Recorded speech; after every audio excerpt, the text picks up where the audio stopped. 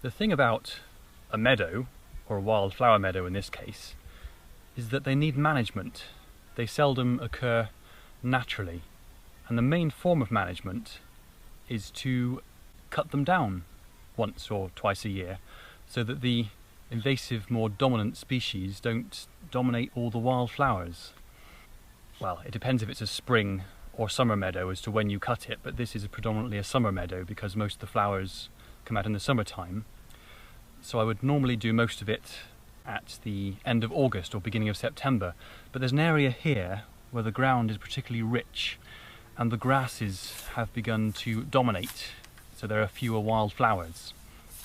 So I'm going to scythe it and hope that that will give the flower seeds that have just fallen from the flowers that have gone over time to seed themselves, and I'll do the rest of it later in the summertime. I mentioned before that I've dedicated about an acre of this forest garden plot to wildflower meadow around the periphery of the forest to be, where it's lighter and there's more sunlight and where the soil is porous. I'm not going to try and enrich it. This is going to be a little bit embarrassing because I've not scythed for a year and I wasn't that great at it then, but it's a good demonstration and it needs to be done, and I don't really want to use power tools because I will blitz all the wildlife in the grasses and flowers, and if I do it this way it will disturb the insects as little as possible. So I can cut it at the base and that will allow time for the creatures to escape. So here I go.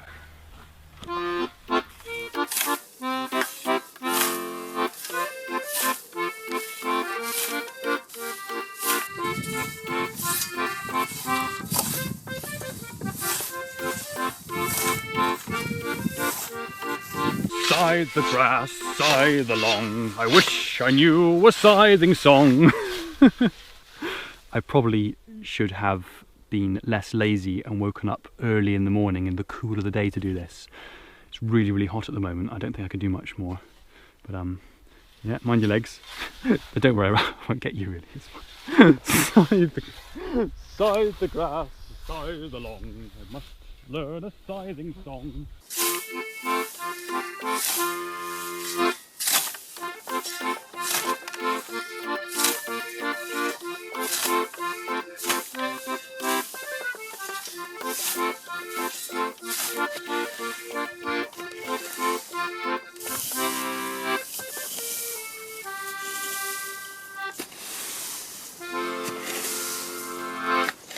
Rather than make hay with this, I'm going to collect up all this cut grass and dump it on the place I intend to make future vegetable beds.